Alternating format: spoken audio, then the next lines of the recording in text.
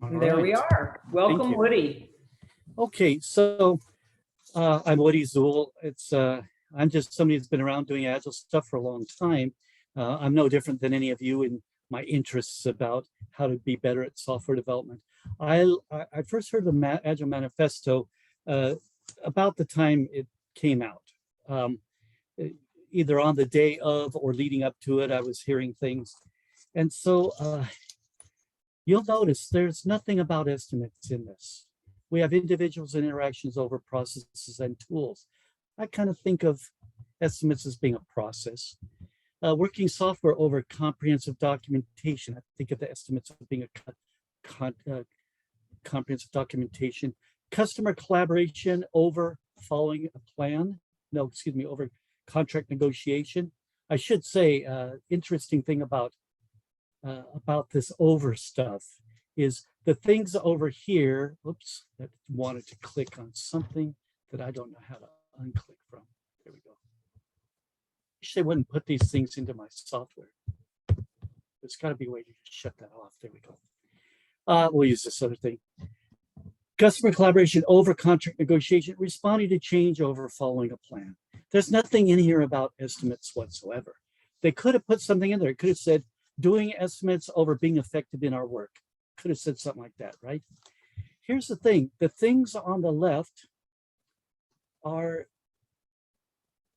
over the things on the right. So people want to say, but that means there's value. They say there's value in the things on the right. I think they were being polite. I think that was a polite way to say this. Because if you value this over that, that means if the that interferes with the this, we don't want to be doing it. Now, estimates don't show up here. I'm kind of glad because then people say, but estimates are in the Agile Manifesto. We're going to go to my slides now. I've got way too many slides, but the first thing I want to do is a little Mentimeter exercise. Let's see if we can even get this to work. This is a thing called menti.com. You can get to it on your computer, or you can get to it on your iPhone or something, or I shouldn't use brand names, on your generic handheld phone device. So if we go to that, I don't have it set up yet to start being able to vote, but I'll do that now, okay? So I'm gonna go ahead. They give you 3 different screens to have to manage this thing. And let's see, do I have it going yet? There we go. It's voting now. If you can get to that, you can put in a vote. Hopefully I've got it all set up correctly. We'll run it just for a minute or so. Can everybody get to that? Menti.com. I'm in, so it looks like it's all right. So you should be able to start voting. It does say voting is closed. Let me read. Oh, now it's open. Yep, there you go. I've only used this 3 or 4 times, but I find it gives me a way to get started pretty quick. So everybody just enter everything they can in there. Quick as they can, you get to put one word. Let's go ahead and do that.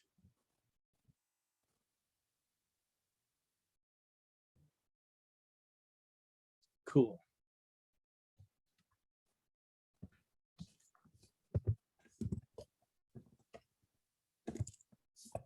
Let me go ahead and just move this up here so you can see what everybody's saying.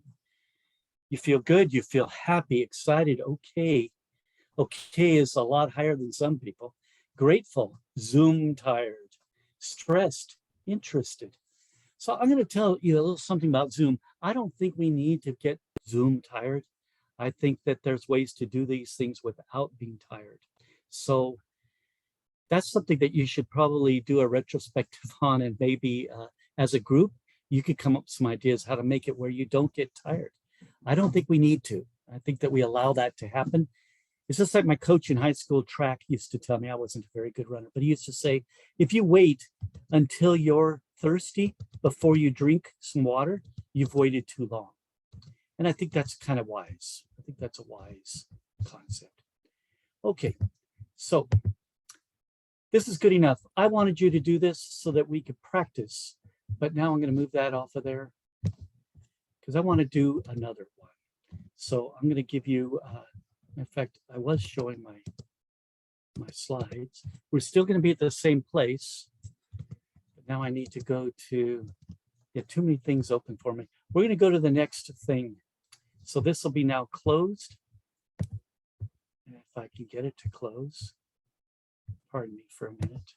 I'm going to close that. But now what I want you to do is answer, I'll do my slide first. What is an estimate? Using one word, you have a very limited amount of info to do here. What is one word that captures the essence of what is an estimate? Now we only have 25 or less than 30 people. The law of big numbers, who knows what's going to happen here. Put down, so I'm going to move to that now. You should be able to vote on that. Are you able to get in there and vote? Yep, it just refreshed. Okay. So please go ahead and do that.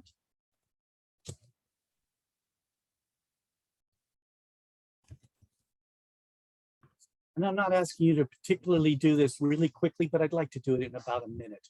So the first thing that comes to your mind, put that in. If you don't have a mind, that's okay this time of day, right? I did this once with a group of managers, and it took them like 5 minutes to come up with something, and they still weren't able to keep it to one word. So yeah, but I hope I'm not insulting any managers here. Okay, so this is probably good enough. I'm going to close that voting. I'll count down 10, 9, 8, 3, 2, 1. Voting is closed. And we'll look at this in a little bit. We're not going to look at it right now. That's just, I wanted to do this before I taint your mind with all the negative things I'm going to be saying over the next hour. So this is something that's good to do. Okay, so thank you so much for that. There are 87 parts. We're going to try and get through at least 5 of them.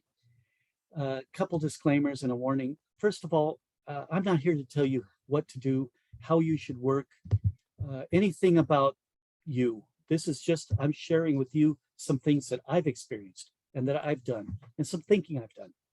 So this is important to me. Some people become very defensive about their practices that they use. And I'm not here to threaten your practices. I'm here to offer you some alternative ways to think about stuff. So I would just say, be cautious.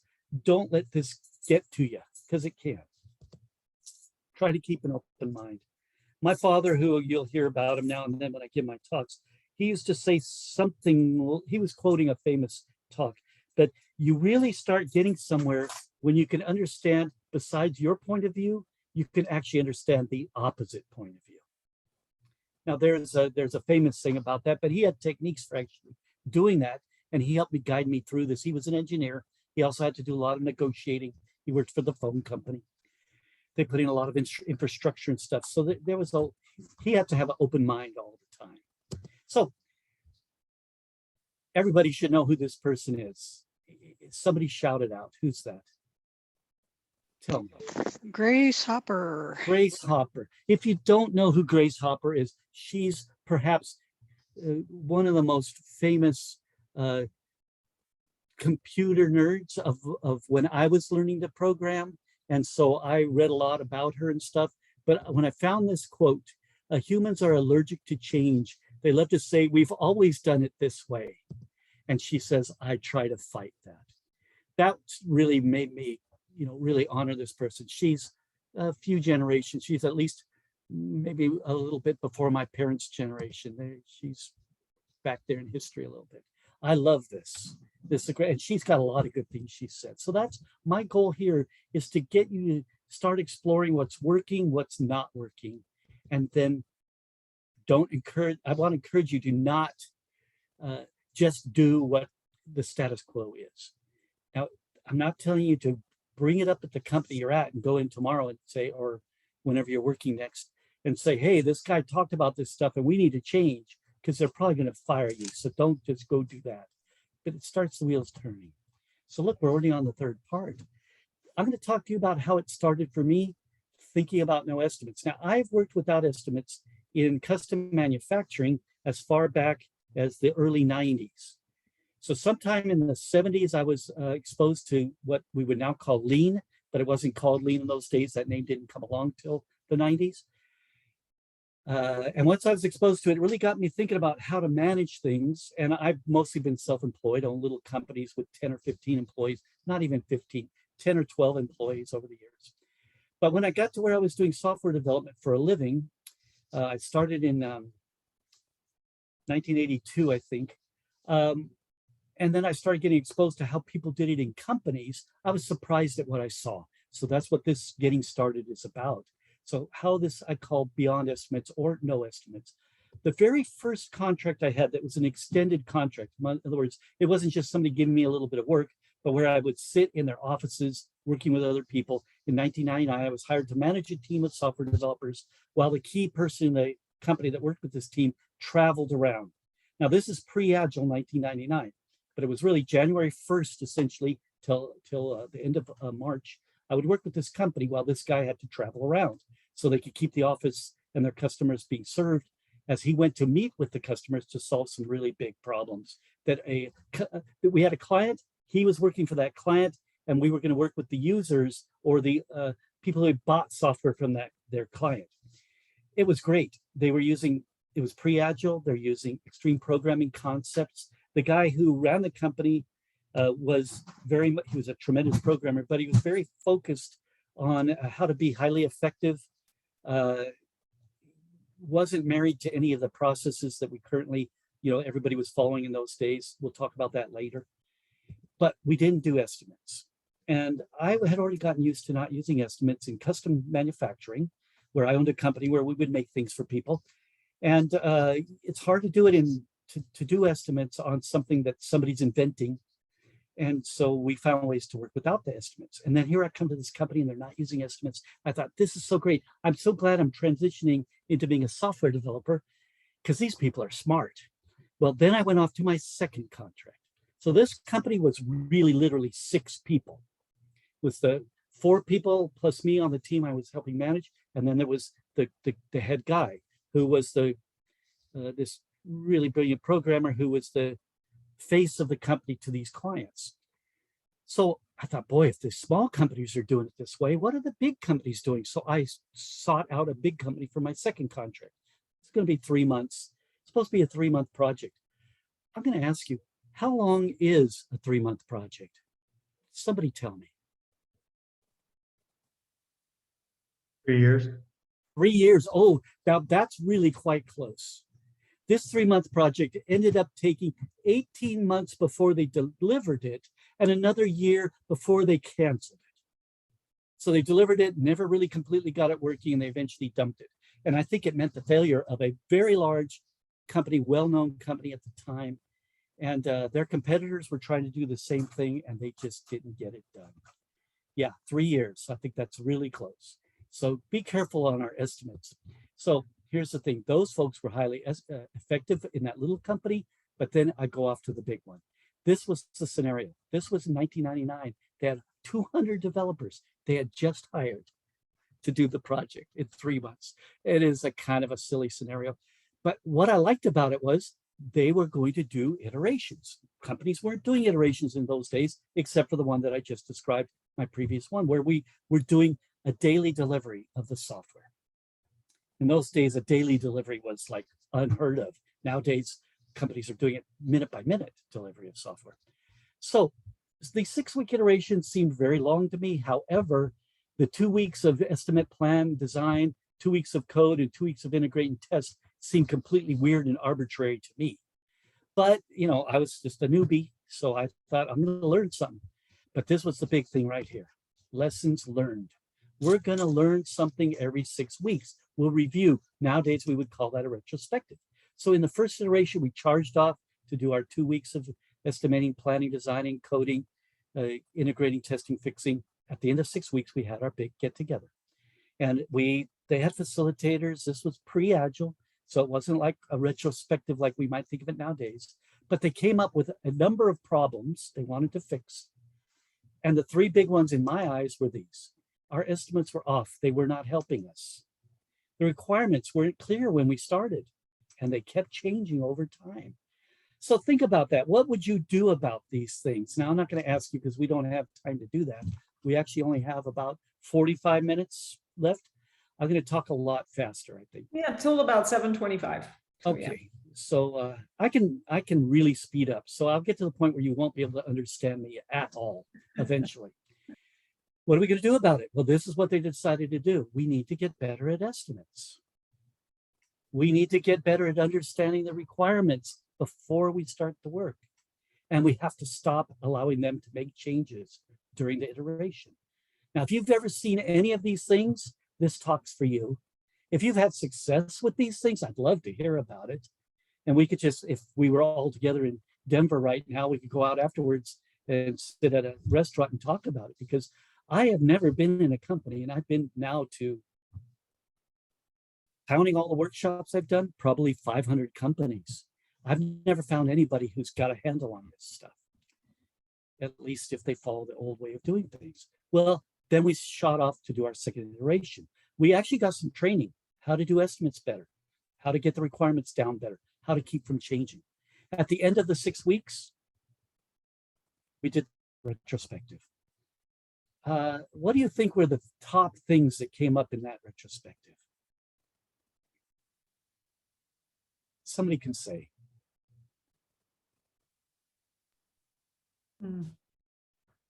Estimating. Estimating. Estimates, requirements weren't clear, requirements kept changing. So I didn't need to bring them out one at a time for you. And how are we going to fix it? They decided to do the same thing. Do you see a pattern starting here? I did. I was already 45 by the time this happened. And so I wasn't just a kid anymore. I'd seen this at many places, not necessarily in software development, but in many other fields. So we got some more training, talked more about how we're going to get better at it. We went off to do our work. And at the end of 6 weeks, we did our next retrospective. I don't need to tell you what happened. It was the same stuff all over again. I was bold. This is now 4.5 months into it, I believe. I stood up in the meeting. Before this, I was keeping quiet. I didn't want to get fired. They'd already fired the 2 other people that were old. Everyone else was half my age, like 22, 23 years old. And I thought, oh, it's the old guys are getting canned because they're going, but this doesn't work. So I stood up and I said, I think I see a pattern here. Can anybody tell me what you think the pattern is? I asked them and nobody could say. So I said, I think it looks like this. We do something, we reflect on it, we find the problems, we try to get better at them, and then we do it again and again and again. And I gave it this name. It's the cycle of continuous no improvements. In those days, everybody was looking for patterns of software development, and I saw this as a pattern. I didn't write a pattern paper, but I started talking about it this way. If we're in this cycle of continuous no improvement, we got to break that cycle. But why were we in it? That's a problem. That's a difficulty. So I've seen this over and over at many companies. This was what, 23 years ago? I started taking notes. After that second company, I started taking notes. Every place I've been to since then, until I started doing the mock programming at Hunter, because at that, they put me in control of the group, so we didn't have to do the things that were failing everywhere else. However, and then once I started doing workshops, I'm not really taking notes at the workshops, just when I was working inside companies. Over and over, I saw this. Why do we have it? Why is it so persistent? This is one of the reasons. We are always looking at symptoms and not actual problems. Now, this goes deeper than this, but you can't solve for a symptom. You can't solve a symptom. But this is an overarching concept. Does anybody know this Breen's first law? I haven't found much about it. I don't even know who Breen is. I don't even know if that's how you say his name. Might be pronounced Brian. I don't know. Here it is. At some time in the life cycle of virtually every organization, its ability to succeed in spite of itself eventually runs out. And now I've seen this over and over. I was at a really successful company a few years back for a chunk of time, and they were bringing in a lot of money, but they never made any money. In other words, it was all squandered in the wastefulness in the company. They eventually sold out to someone else, and that's kind of what happened to them. But I've seen this over and over again. Now, how true is this? I don't know. But I think the figures in the stock market kind of tell us that companies' life cycle is getting smaller and smaller and smaller. So it's shorter and shorter. So part fourth, boy, we're really moving well so far. So I'm going to talk about a little bit about what NoEstimates is and what it's not. A lot of you have seen it tweeted around. It always has a very contentious audience of participants in Twitter. But this is basically, it's not for those making estimates. You don't go up to your boss and say, this old guy told me not to make estimates, so I'm not going to do estimates anymore. This is not for you. This is for the people using estimates, the ones asking for the estimates. I'd like to elevate our thinking about why we're doing this. So if you work in a system that requires that somebody uses estimates, then somebody's got to do that. Now, if you're a software developer, you remember the Three Stooges? Have any of you ever heard of the Three Stooges? They were kind of you could almost call them a comedy team. They kind of did something that seemed like comedy. But anyways, there's one routine where they got the guy, I think his name is, so what were the three names? Mo, Larry, and Curly Joe. So the boss gives Mo something and he says, get this done. So Mo turns to Larry and he hands it to Larry and says, get this done. So Larry takes it and he turns to Curly Joe and he says, get this done. And then Curly Joe takes it and he turns and goes, get this. Oh, there's nobody there for him to give it to. He's the programmer in this scenario. He's the one who's got to actually do it because all the other bosses have handed it off to someone else. So we don't have a right to say, no, I won't do the estimate. I have done that. I've been the target of being fired several times as well. So watch out for that. Don't get fired. So this is about a challenge. This isn't me telling you what to do. The challenge is this. Let's not do things because it's the way everybody does them. If we're using estimates and they're serving us well, and we really are pleased with the results, then let's just keep using them, right? But if they're not, we got to do something about it. I've been using this phraseology recently, and I'm trying to hone it a little bit, but there's nobody coming to rescue us. It's not like we're the miners trapped in the mine and everybody on the surface is going to get us out of there. There's nobody coming to save us. We are the ones who have to save us. We're the ones.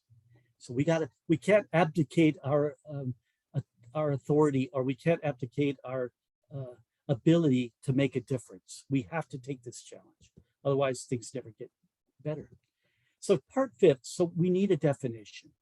We need a definition. So we're going to use what you said in our second exercise. And then I'm going to have you do a little tiny exercise. It'll only take us a minute.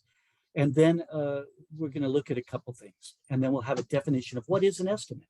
So remember doing this. Let's go to your what you did. And I think this is it here. I've got to just click on it. Oh, I really don't enjoy how Zoom tends to put itself on top of things for me. I got it now, I think. This is what you said. So you know how these word cloud things work, right?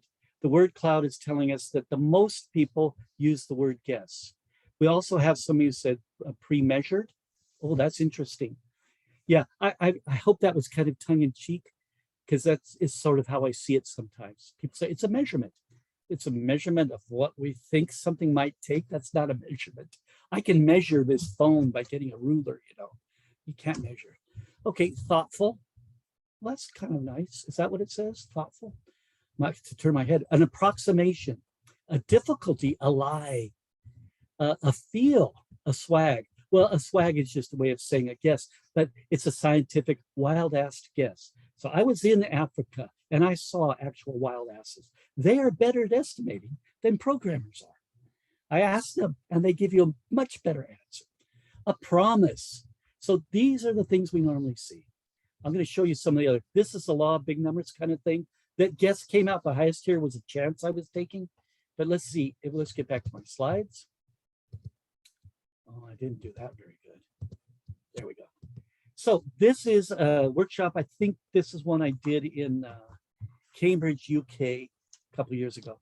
This is almost always what I'll see. About 50% of the people will say something that I call a guess, which I also like to take an approximation, a prediction, an assumption, a forecast. Those are all kinds of guesses.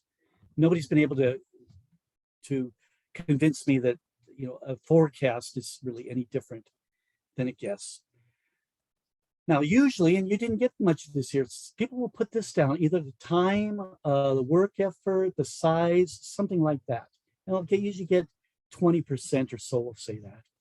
And then some people say, well, Estimate is a plan, or it's a planning, it's a budget.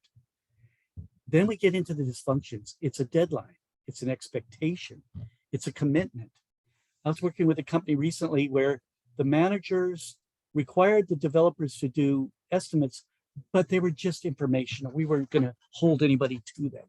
You've all heard that before, I'm sure. And those of you who are managers, you may have had to say that to some people. It may be just the thing you've got to get those estimates. I have some really terrible stories. If we have the time, I will tell you at how I think that's kind of dysfunctional, but let's go on. This is from another group that I did recently, and I just went ahead and went in and dumped all their numbers, and they did about those same numbers that I just gave you. Same things, very similar years. I did have to modify one because it was not good for family consumption. But a lie, here we got a lie. People had time, cost, pledge, wish, deadline, so on. Very similar. So I'm going to do an exercise. So we're going to use that information because that gives us the word guess. So I'm going to do a little exercise here. Pay attention to this. 3 months from today, you have to write your name on a white index card with a blue fountain pen. How long on that day is it going to take you to do that work? In other words, you're going to do the work 3 months from now. It's not going to take you 3 months to do it because you don't start on it until that 3 months when we say, oh, it's time to do it. How long is it going to take? You can either throw it in chat or you can, I haven't been paying attention to chat. Throw it into chat and let's see what we get. How long is it going to take you? If you can even find the chat. 60 seconds. Okay. 5 seconds. So 5 seconds is probably close to how long it would have taken me. I owned a little business with, like I said, 12 or 15 employees. At the end of every week, I had a whole bunch of checks to sign, maybe 100 checks every week. And I could write my name in less than about 2 seconds. They would just have the checks lined up and I could just sign. So here's the thing. On that day, the amount of time it took to do the work could be as little as, let's say, 30 seconds or 5 seconds. But I'm going to change it just slightly because I see people thinking ahead on this, okay? Because first of all, a lot of people don't realize the requirements at this point.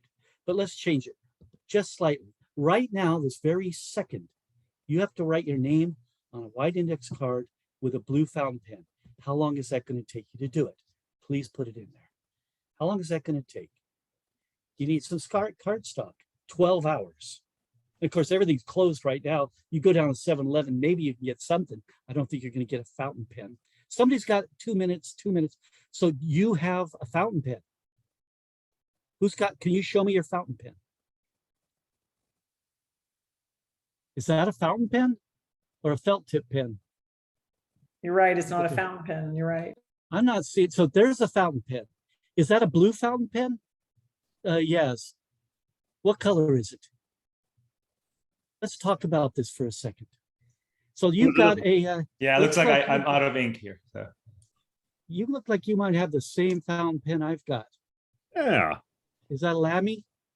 it is. They're wonderful pens. So if I was the product owner and you came to me and you wrote down your name with that fountain pen, I say, great, let me have a look at the fountain pen.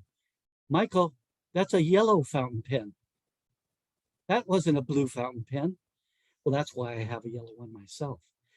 We don't really know what the requirements are. And look at this. What if I wrote it on here? Do you see what's on there? They go, wait a second, reject. That's not a white index card. That's a white index card with blue and red lines. Reject. It's really hard to get this right. The reason I share this information, there's 2 sides to this. We have the work time and we have the cycle time. Most people who are like developers, they're really trying to figure out the work time. And they used to call it ideal programmer days and things like that. But what's really important is to understand the cycle time. Now there's a purpose for each. Cycle time is about when can we deliver it. Work time is about how much is it going to cost. 2 very different things. If I'm going to get my roof worked on, the guy says, we're going to start sometime in February because we don't know how long, what weather will hold us up on jobs. So we're going to schedule you for February. This actually happened to me last year. But also, once they start, they don't know when they'll be done. but they estimate based on how much work it's going to take them, how much work time will be. Cycle time is important. If you're getting your kitchen redone, you want to know how long before we can use our new kitchen, because are we going to have to go out to eat every day? Well, I would prefer to do that anyway. You won't want to eat my cooking, but you get the picture. Now, we also know the idea of lead time. The lead time in the roof example is, I can't get to this till February. You know, the guy came out and looked at my place in October or whatever. February is the earliest I could schedule you. You got to decide pretty soon, or else it's going to be later. You get the picture here. Cycle time, work time. We're not talking about lead time. Okay. So, me, pretty cool. Thank you for shouting out to Heidelberg. Is that where it's from? That's where the printing press is. Heidelberg Press, I'm guessing. Okay. I worked in printing for many years. Never worked on a Heidelberg, for goodness sakes. We are discussing very specific types of estimates. So this is the thing. If we don't do that, it's all over the place. So the definition we're using today is an estimate is a guess, and you help me come up with that word. But where I do this workshop, they come up with that word. It's about the amount of time, but sometimes people will say the cost or the effort. It doesn't matter to me. To create some software, because we're only talking about software here, and people will call it a project or a product or a feature or a task or whatever. That's how we're using the word estimate. That's our definition. Here's the thing, I'm only interested in software development. Otherwise, it gets really complicated. We'll talk about domains in a little bit. Let's see if we're going to have enough time. Yeah, we might. We'll see how far we get.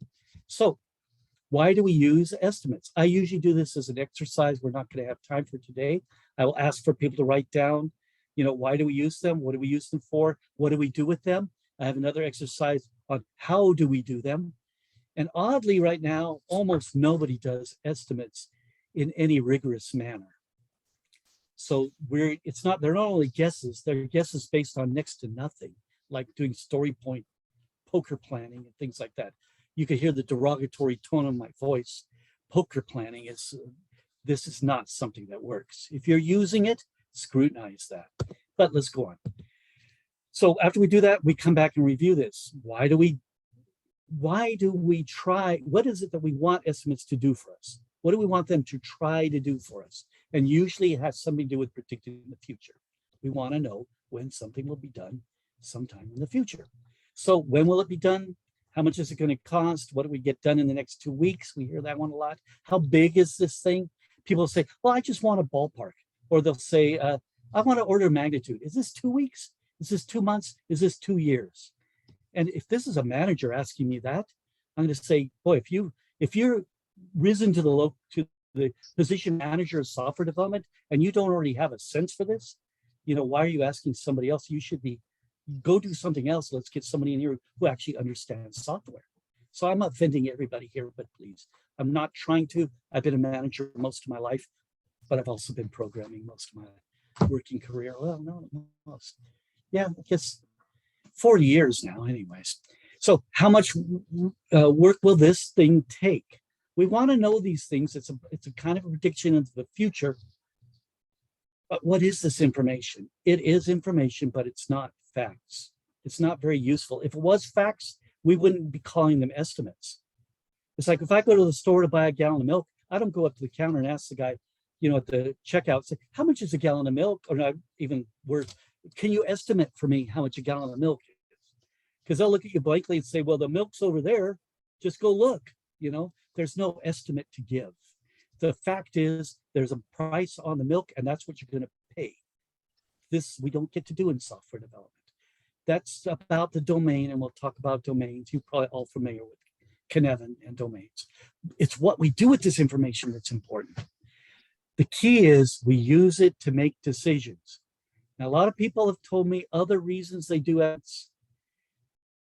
I haven't heard a legitimate one that doesn't eventually lead to making decisions. But this is the thing.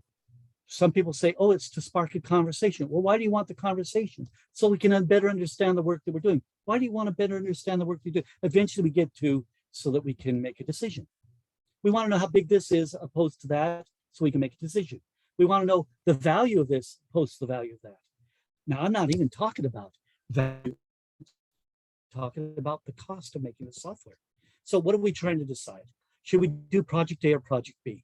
I see that as not a good decision to make, because whichever one we choose, we're going to learn about that one and not about the other one. So when things start crashing down, we don't even know whether the other one would have been a better path. I think we can get to this much better than this. So should we do this project at all? Well, people will judge the cost and decide it's too expensive. I've seen this over and over again. I don't think this is a good way to figure that out. What should we choose to do next year? Boy, if you're planning this year for next year's projects, that is never going to work. Life doesn't move that slowly. It's not like we're putting in somebody's landscaping or that sort of stuff, or we're planning, we're going to do a housing tract over the next 5 years. This is a different world than that. So how many people should we hire? I love this one. We have some developers estimating how long it's going to take for some people we've never met to do some work. Think about that for a while. Okay, so we want to make decisions about planning, prioritization, scheduling. What can we bring into this sprint? Like, I never have understood, people use this thing they used to about what we're going to commit to for this sprint. And I say, what I'm going to commit to is to do the very best we can. That's about as far as I can get.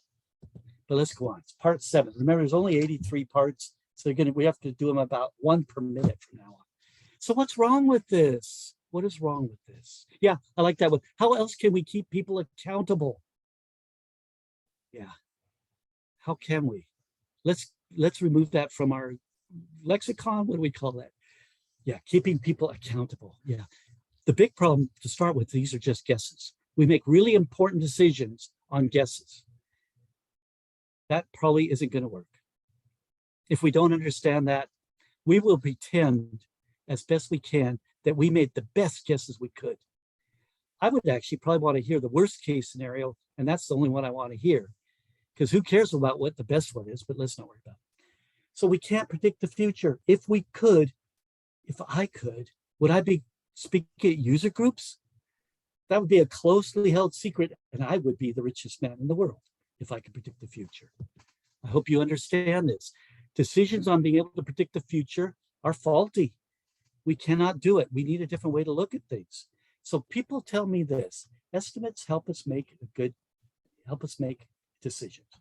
Estimates help us make decisions. I have a decision-making device right here that I can sell you for 25 cents plus shipping and handling of $8. That's the only way I can make profit on it. According to Kahneman, you've read Thinking Fast and Slow, I hope. He says in there, he gives several examples, but he talks about if you could know how exactly your new CEO that you want to hire will make their decisions, you're going to make a good decision about equal to flipping a coin on the hiring of that new CEO. And if that's true, let's just save the time and flip the coin. We do not know what's going to happen in the future. So we don't need help making decisions. I can sell you the 25-cent piece for $8 and you can make decisions. What we need help with is making good decisions. How do we validate those decisions is an important part. And here's the problem. People often say, if it was done on time and on budget, and you can see that that's a bad measurement of how good our estimates were. On time and on budget is not good. So the chaos report, you're all familiar with this. And if you're not, go online and read about it. It came along in the 90s. I think 94 was the first one. They divided up successful projects, challenge projects, failed projects. They did surveys and looked at a lot of projects and many companies, and they've done it now since then. The last year they did it was 2020. They may never do another one. They're saying they won't. But look at this, 30% were outright failures. They mean they didn't do what the customer, they maybe probably didn't get delivered. 53% were challenged, which means they did feature cuts. They were way over budget. It took way longer to do. And 16% they could call a success. How good is that for our industry? Would you like to get on an airplane where they said, well, we've got a 16% chance of safely landing at the other end of this flight? You would not want to do business with that airline. Or if they said, it's going to be pretty good. We got over 50% chance We have a 53% chance of being challenged. So maybe we land in the Hudson River, Yeah, okay, I'm not getting on this plane, but we get on this plane all the time in software development. These studies were quite good. I think they were faulty because they were measuring the on time and on budget stuff. This is the last one they did, and things have improved by a little bit. We scraped a little bit out of the challenge and a little bit off the failure and moved into success. But what they say is, why did this happen? This, you can find this on their sites, and I don't know what's true here, what's not true. But they're basically saying that this is about having a good place, a good team, a good sponsor. And they're really talking about Agile stuff. Pretty much Agile stuff. So how do we get success? Yeah, we got to change the way we go about doing things. We all heard terms like waterfall or phase-gated software and so on. That's a big part of why things were failing. Their first studies were pre-Agile, and the people who put the Agile manifesto together, they were questioning this stuff, and they were mostly talking about the big problem is this focus on process and not on the people. So good place, good team, good sponsor. But let's go on. So are the estimates working well for you? Now that's part of information gathering I normally do, but what we normally see is it's not. People in companies will say, yeah, they work for some things and sometimes, but they don't work most of the time. So we don't have time to go into that now. I want to get to, let's see how we're doing. So how long do we have? Another 20 minutes, 25 minutes? 25 minutes, time for questions. Yeah. So I don't need an estimate to figure if I can fit this in, because I know I can't. What I'm going to do is I'm going to skip to the end and tell you a few of the things I've done when I know I only have a certain amount of time left. This is sort of how I do software. I want to deliver the important stuff, and that's all we need to do. So let's see how this works. So very important point here is we so desperately want to be able to predict the future, we believe that we can. This is human nature. And there's tons of studies on this stuff. There's at least a dozen biases that are closely related to this. But I'm just going to talk about the planning fallacy that comes from Kahneman's book. And I think he may have invented this term. I'm not sure. I'd have to go and read about it. But this is predictions about how long it's going to take to complete some task is almost always underestimated. And then what we start needing to do is finding ways to catch up. Now, I was working for a firm once where they would have a weekly meeting. The managers and the tech leads would be in this meeting, and they would go around the table and ask everybody, are we on schedule? Are we on schedule? Are we on schedule? Well, the first week, everybody's on schedule. But I kind of knew that everybody also was afraid they're going to have to work some extra hours to get caught up. And then after the second week, people are starting to think to themselves, they're saying, yeah, I'm on schedule. But they're thinking to themselves, I'm going to have everybody work a couple extra nights. The third meeting, third weekend, yeah, I'm on schedule. It's a little bit less bold. I'm on schedule. Everybody's on schedule, but they're all going, I'm going to have everybody work over the weekend. Finally, in the fourth or fifth week, somebody says, I think we're behind right now. My team is. And they'll say, well, how far behind you are? We're about a week behind. And the manager said, the top guy said, last week you were on schedule and now you're a week behind. You didn't do anything this week? And then they start saying, well, actually things got worse and worse. And we think there's some stuff we're gonna have to redo and so on. It turns these honest people into liars. They didn't intentionally, they were thinking we'll get caught up, but here's the way I look at it. If after a week you're 1 day behind, then you're not 1 day behind. You're 1/5 of the project behind. Project that out. Do you see what I'm saying? If at the end of 5 days, you're 1 day behind, that's 20% behind. Now you can extrapolate that out and say, we thought this would take 6 months, but it's going to take 9 months or whatever it extrapolates out to. And it's going to be a curve. It's going to get worse and worse. So I'm not going to go into the details of this. If we were to do a real workshop, we'd probably try to go through all this, and this would take a couple days. And any one of us here who is not stricken by these things, I would like to meet that person. I at least have 10 or 15 of these all the time. There's a list of about 100 or so. Maybe I'll find it. I got a drawing of it that I think apply to us here. Look at this one at the very bottom, the fundamental attribution error fallacy. This is where When we see somebody else is behind, they're a bad manager. When we're behind, it's somebody else's fault. So if you're going to be a good manager, you've got to get good at blaming someone else. That's the only way you're going to get through this. But look at all of these things, anchoring and priming. I've got a great exercise. It's hard to do online that I can pretty much, it's like one of those magic tricks where the guy gets you to select a card. You can pretty much get a person to say whatever you want them to say. This is by priming them correctly. You get about a 50% chance per the experiments I've done, and I've done about 100.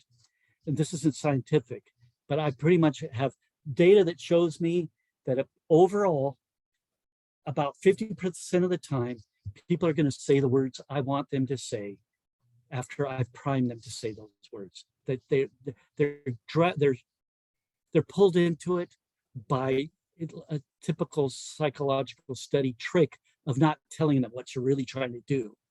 You tell them you're trying to do one thing and you're really trying to get something else. And this is all psychology is based on that. So yeah, life is really tough. So you know Hofstadter's law, right? We're going to be late, always, even when we can take into consideration Hofstadter law, which means if we think it's going to take us a year, then let's extend it out to a year and a half. We're going to be late anyways. I worked at a place where we started with 2-week iterations. When I arrived at the company, they were really effective.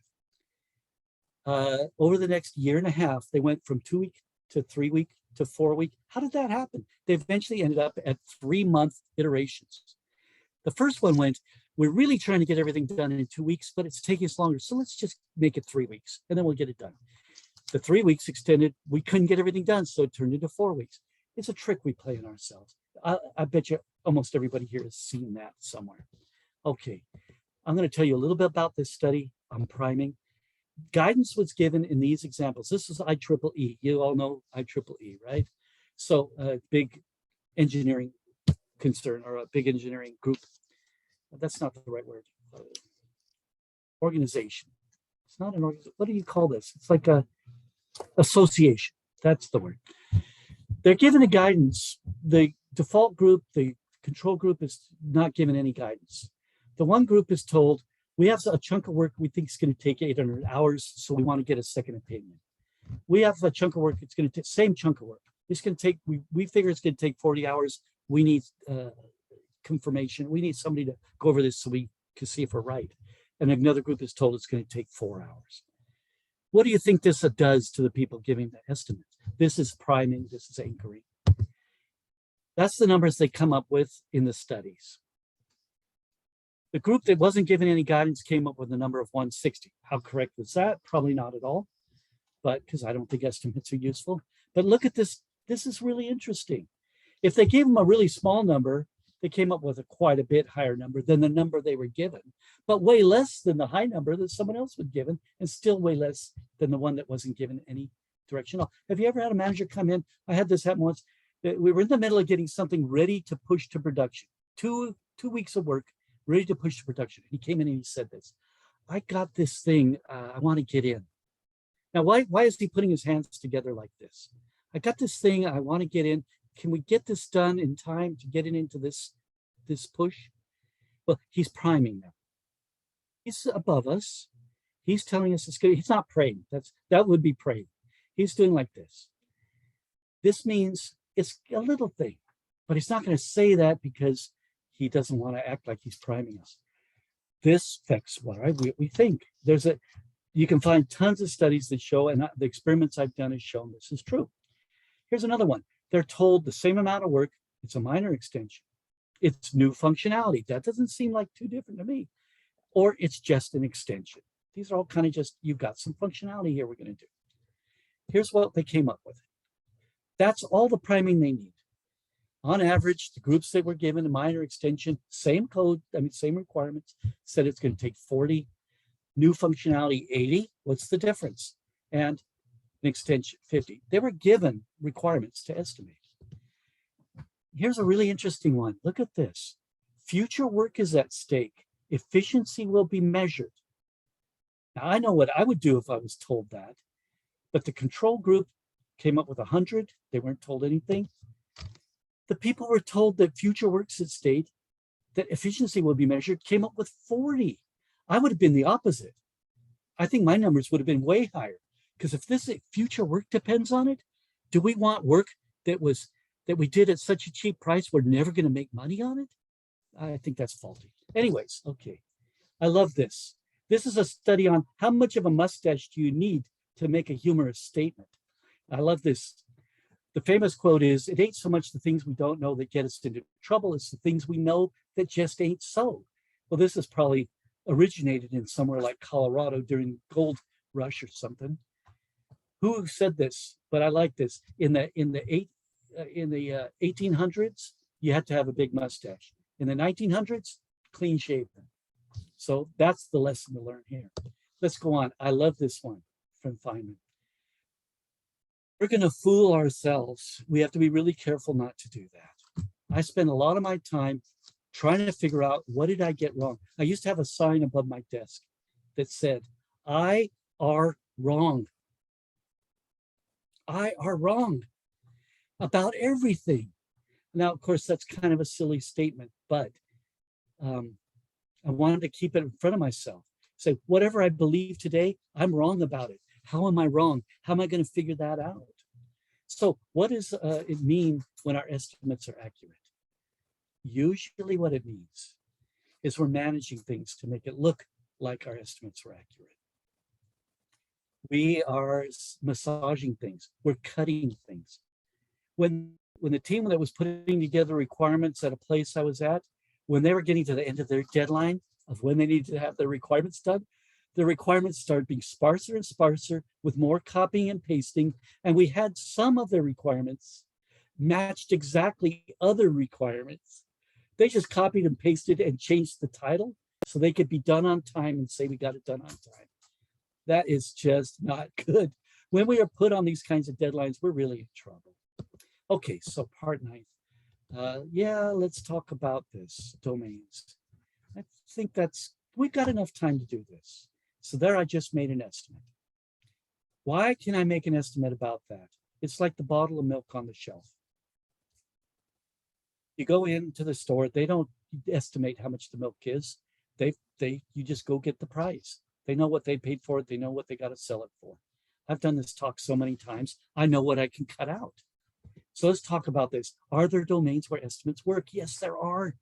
I've done estimates in several different industries, probably 20 different industries, where you can actually estimate things. Matter of fact, in software, I can estimate how long it will take for me to manage a team of 6 people for a year. I know what it costs for desk space.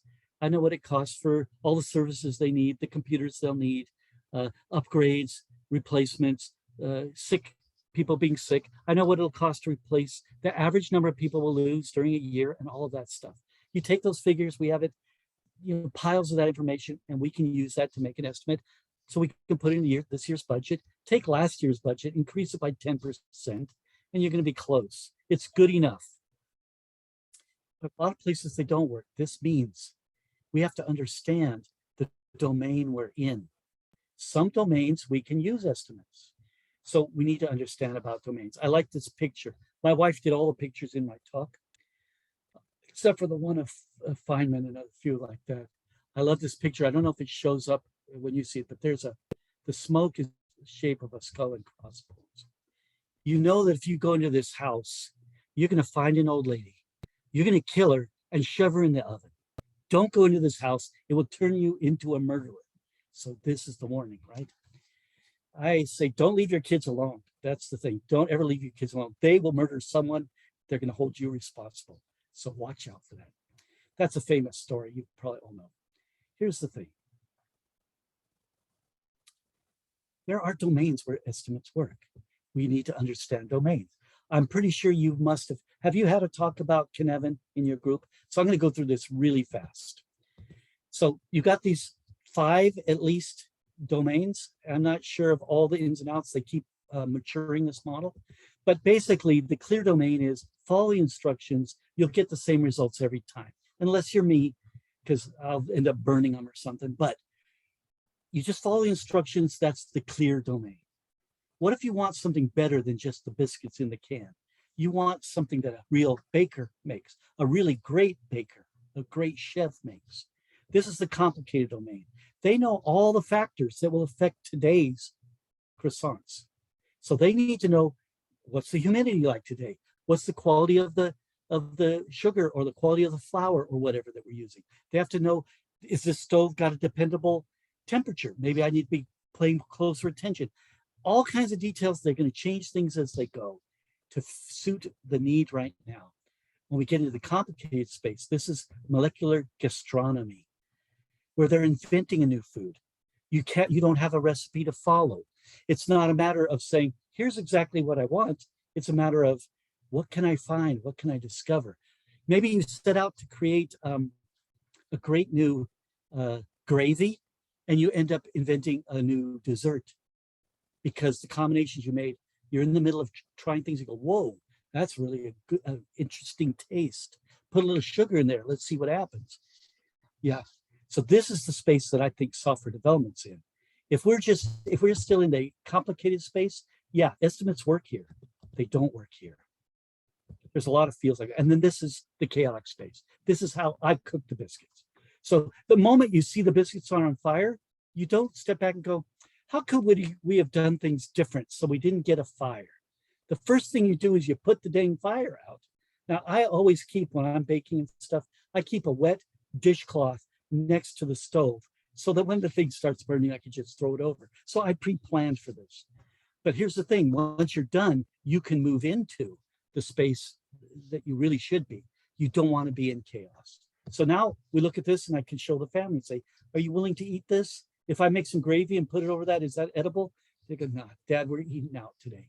So you get the picture. The chaos, you stop the chaos, then you figure out which domain am I in. So this is the thing. I think you need to understand domains. Now, I like the Cynefin way of looking at it. I've actually spoken in a number of conferences where Dave Snowden was speaking as well. So I've got to hear him talk about it a lot. And the first time I heard about it was probably 2008. And I instantly said, that's going to help me think about things. And that's how I use it. So this is the thing. You can't use the same tactics in every of these domains. Most software development tries to manage as if they're in the complicated or simple space, and we're not.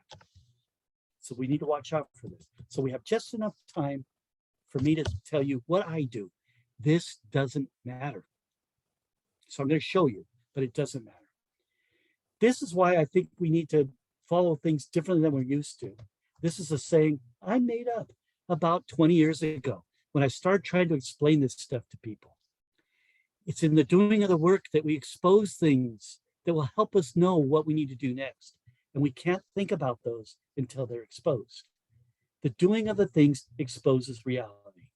And until we take action, I've seen people plan for 6 months for a project that's supposed to take 3 months to develop.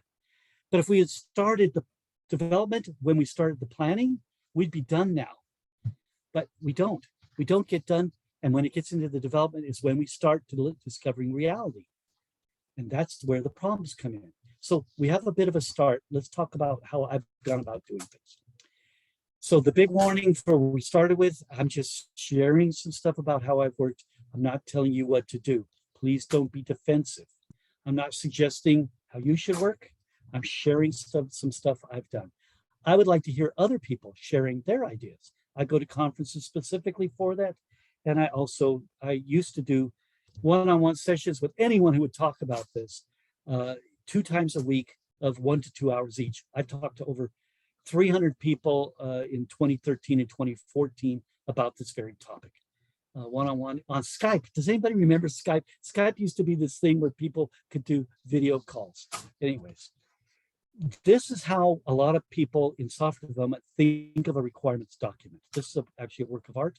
But if we look at this, what this looks like is everything's in order.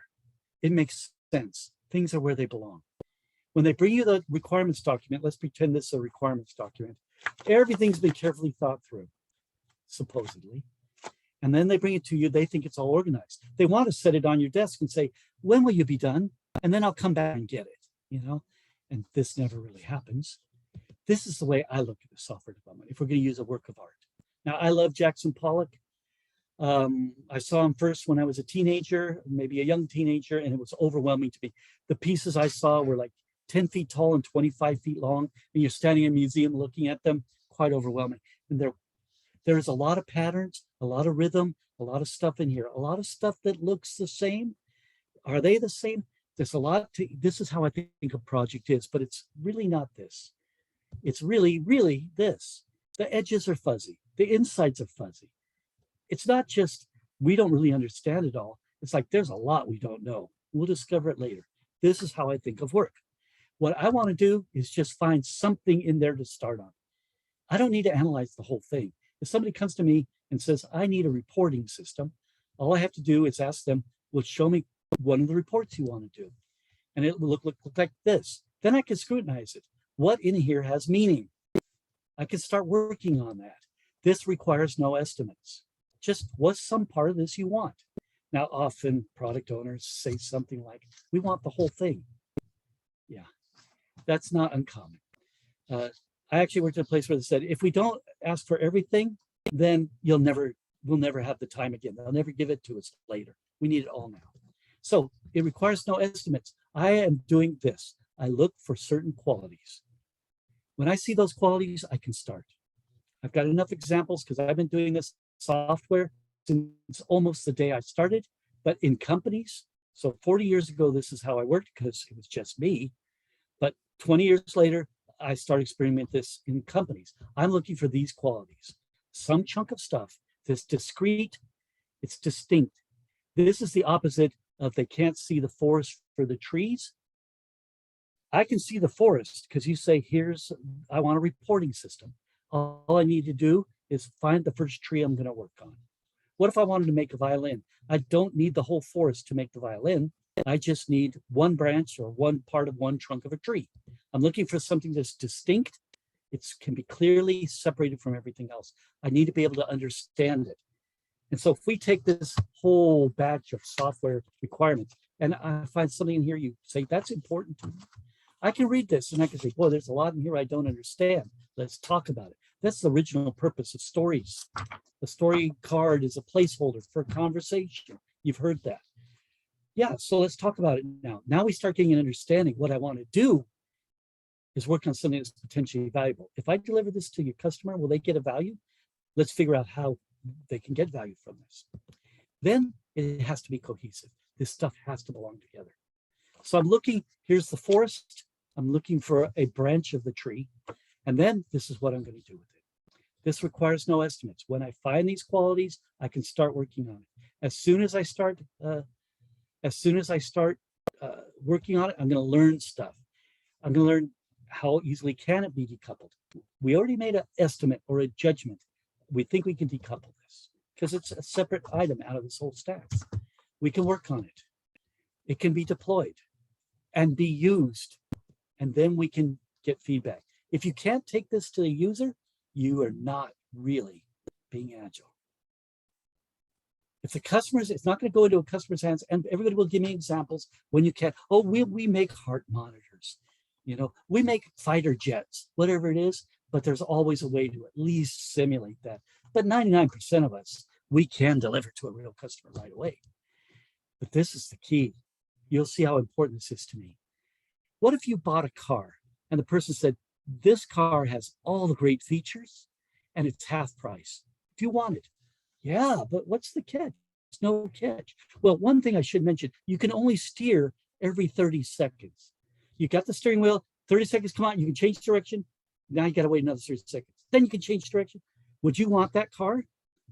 What if they told you you could steer every 5 seconds? Would that be worth paying a little bit more? How often do you want to steer when you're driving a car? Somebody tell me. It's so obvious, right? All the time. All the time, all the time. I want to steer all the time. So remember I told you it's all about, we can steer. It's all about the steering. If you're just in a balloon, you're not going to get a lot of steering. It's all about the steering. If you cannot steer, software development cannot be done. There's some really famous Scrum guys, I won't mention names, who are, I think, quite good. say this same thing. Some of these folks that I knew that were at Microsoft and stuff, they say steering is what's important. I think the Scrum world understands this. So if I get that thing, I can work, I can deliver it. I can do it. It exposes reality. And then I pick the next thing. It's the exposing of the reality that lets us choose the right next thing. Right now, we could prioritize all of this. It's never worthwhile prioritizing anything more than saying, oh, this looks interesting, let's do this. We never know what the most important thing is, but over 3 weeks, 3 months, we're going to discover what's important by delivering it to our users. In this exact example, I'm going to give you, I'm going to do it in short version. They asked me to do this reporting system. I looked at the whole thing. They've been working on it a year and a half. They were a year behind delivery, and we reverted the code back to the day they started working on it. It was a new feature in an old project. They had ground to a halt. I asked them, give me one thing we can work on. And they said, this thing is most important. So we took that one thing. Can we understand it? Nope. Let's break it apart till we can understand it. Is it potentially valuable? Yes. So we start breaking it apart. I'm looking for something here that we can find is usable, but is understandable, that we can understand in just a day or two. If we get it down to this size, we can analyze that. Can we break that down further? I'm going to break it down till I can no longer decouple and still have something I think might deliver value. Then we do it. We learn from it by deploying it and getting it to somebody's hands. Now, if you can't do it, then we could talk about that some other day. Here's the thing. We just repeat this over and over with the next part and the next part and the next part. When we can't break this thing down any farther, or the rest of that one thing became no longer interesting, we go back to the other things. So we keep moving up and pick something else. I like to see us end up doing about no more than 5% of any one thing. I call this the 80-20, 80-20. If 20% of our features deliver 80% of the value, then why are we doing the rest of the features? But if 20% of a feature gives us 80% of what we wanted from that feature, that's what I want to do. That little chunk. 80-20, 80-20. We'll end on this. You mathematicians out there, if we could do this in its purest form, how much work would we have to do?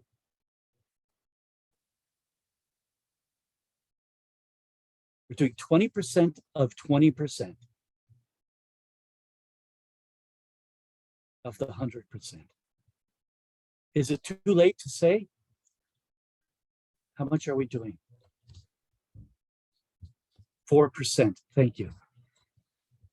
My numbers are even less. I call this delivered features until bored. And I just get something they say is important. The next thing they ask for, it will be even a little more important because now they're starting to know what to look for. And after a while, we're only working on the stuff that's interesting to them. And then we're done. And this to me is what Agile does. We have this cycle. If you ever get Agile training and they don't put a circle somewhere in one of the diagrams, it's not really Agile training. It has to have a circle. So I put a circle in this one. This is what Agile gives us, that circle over and over again. We're at the past my time, so I'm stopping, but I think you can see we're at the end. We did pretty good. Yes. You were patient with me. Nobody screamed, nobody else. And the drawings are just amazing. It's because my wife does them. She's an illustrator. She makes her living writing children's books and illustrating them. So she's very kind in letting me use those drawings. Very beautiful. Does anybody have, we have a few minutes. Anybody have some questions for Woody that they want to ask? I think you impressed everybody. Well, so remember my original goal? I want you to take nothing at face value and start scrutinizing every practice you have, not just estimates. Not just our industry, everywhere. People they do things that bring no value and they don't question that. And we gotta be questioning it. We have bigger problems to solve nowadays, way big problems. But there's a couple people maybe, I'll wait around. I don't need to go. I actually set aside my customer right now. My main client is in Australia and I'm in the middle of working for them usually at this time, but today's a day off for them. So I got to dedicate it to you. Awesome. So is there a question? I'd be happy to answer. So where are all of the other roles and when do we get to see those? Or how do we get to see those? The other what? The other, You said there were lots of other lessons on top of this. yeah. So this is a really difficult thing. So when I first started doing software development, it was just me. So I was the product owner, I was the code writer, I was the tester, I was the user. Now, when I start working for other people, maybe I would argue with myself, but that would be rare. But when you're working with other people, you got tempers and personalities to deal with. You've got knowledge to split across into different brains. The testers are very different people than and so on and so on. I want to get back to where we're working as a group, but it's as if it was one person's brain. The only thing stepping in the way between that, I think, is that I don't get the instant communication with another brain.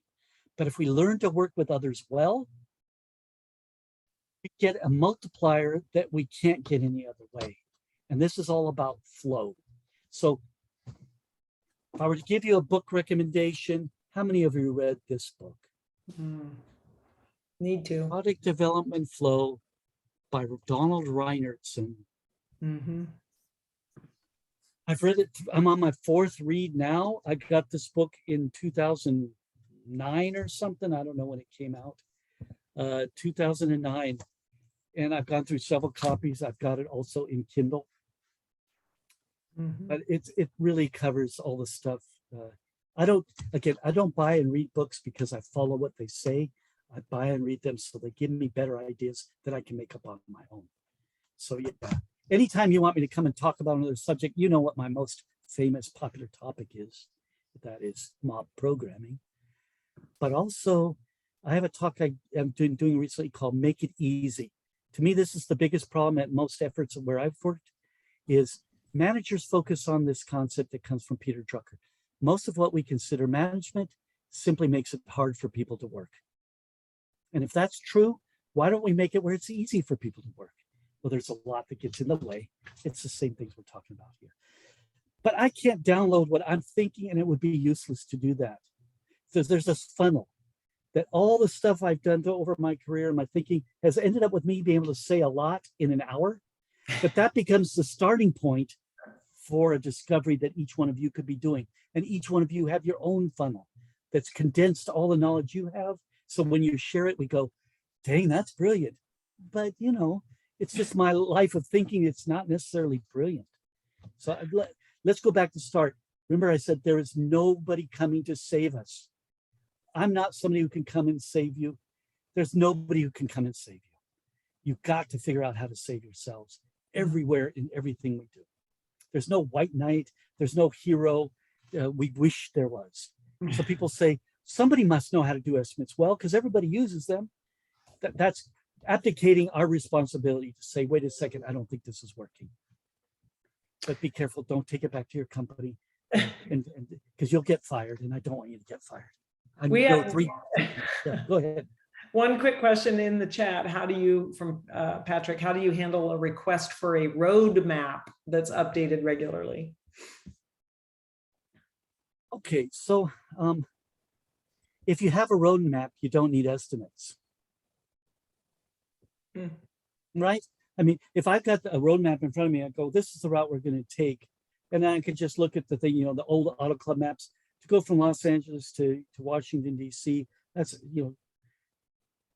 just say 200 hours of driving, just to make up a number. I know how long exactly it takes me to get to work. Not nowadays. I know exactly because I don't go to work, but I just sit at home and do it remotely at the moment. But when I was working at Hunter, where we did the mob programming stuff, I knew exactly within 5 minutes of how long it would take. And I would adjust my drive by checking Google and Waze to see if there was a traffic block somewhere. So yeah, a roadmap is a really difficult thing. A continuously updated roadmap is a trick we're playing on ourselves to think we're in control. That's the way so how do you convince a customer to do otherwise? You can't. So stop trying to do that. Let's flip it over.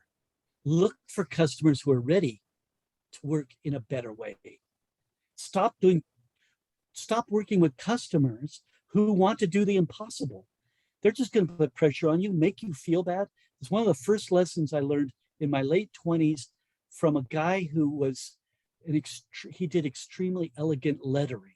And I wanted to learn how to do that lettering. I was a sign painter. And I went to him and I said, could you teach me to do that? And he said, I can teach you. I can show you exactly what to do, but it won't help you.